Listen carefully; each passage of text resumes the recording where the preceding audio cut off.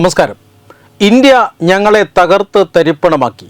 പാകിസ്ഥാൻ ആസ്ഥാനമായി പ്രവർത്തിക്കുന്ന ഒരു ലഷ്കർ ഭീകരൻ നടത്തിയ വെളിപ്പെടുത്തൽ ഇപ്പോൾ ചർച്ചാ വിഷയമാവുകയാണ്.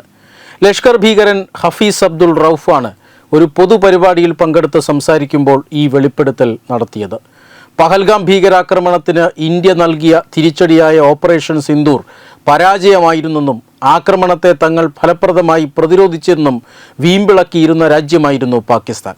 പാകിസ്ഥാൻ ക്രിക്കറ്റർ ഷാഹിദ് അഫ്രീദി വിജയ റാലി നടത്തുന്നതും കരസേനാ മേധാവിയായിരുന്ന അസീം മുനീറിന് ഫീൽഡ് മാർഷലായി പ്രൊമോഷൻ നൽകിയതുമെല്ലാം നമ്മൾ കണ്ടതാണ്.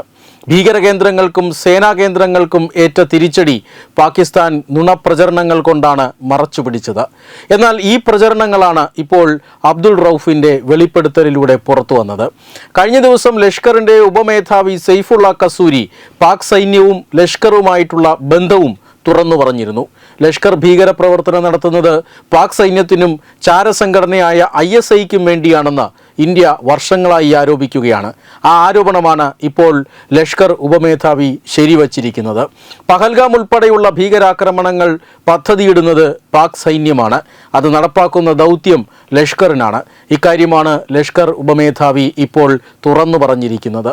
ഇതിനു പിന്നാലെയാണ് ഇന്ത്യയുടെ ആക്രമണത്തിൽ ഭീകര സംഘടനയ്ക്ക് കനത്ത നാശനഷ്ടം ഉണ്ടായെന്ന് ലഷ്കർ ഭീകരനും വെളിപ്പെടുത്തുന്നത്. 2025 ഏപ്രിലാണ് പഹൽഗാമിൽ 26 നിരപരാധികളെ വെടിവെച്ചു കൊന്ന ഭീകരാക്രമണം നടന്നത്. ഈ ആക്രമണത്തിൽ പാകിസ്ഥാന്റെ പങ്കിന് ഇന്ത്യക്ക് ആദ്യഘട്ടത്തിൽ തന്നെ ശക്തമായ തെളിവുകൾ ലഭിച്ചിരുന്നു. ഇതിന് തിരിച്ചടി നൽകാനാണ് ഓപ്പറേഷൻ സിന്ദൂർ എന്ന പേരിൽ പാകിസ്ഥാനിലും പാക് അധീന ജമ്മു കാശ്മീരിലുമുള്ള 9 ഭീകര കേന്ദ്രങ്ങൾ ഇന്ത്യ ആക്രമിച്ചത്. 2025 മെയ് മാസം 7 പുലർച്ചെയായിരുന്നു ആക്രമണം. ജെയ്ഷെ മുഹമ്മദ്, ലഷ്കർ ഇ തയ്യബ തുടങ്ങിയ ഭീകര സംഘടനകളുടെ പരിശീലന കേന്ദ്രങ്ങൾക്ക് നേരെയായിരുന്നു ആക്രമണം. നൂറുകണക്കിന് ഭീകരരെയാണ് 20 മിനിറ്റ് നീണ്ട ആക്രമണത്തിന് ഇന്ത്യ ഇല്ലാതാക്കിയത്. ഭീകര കേന്ദ്രങ്ങൾ മാത്രം ആക്രമിക്കാനായിരുന്നു ഇന്ത്യയുടെ പദ്ധതി.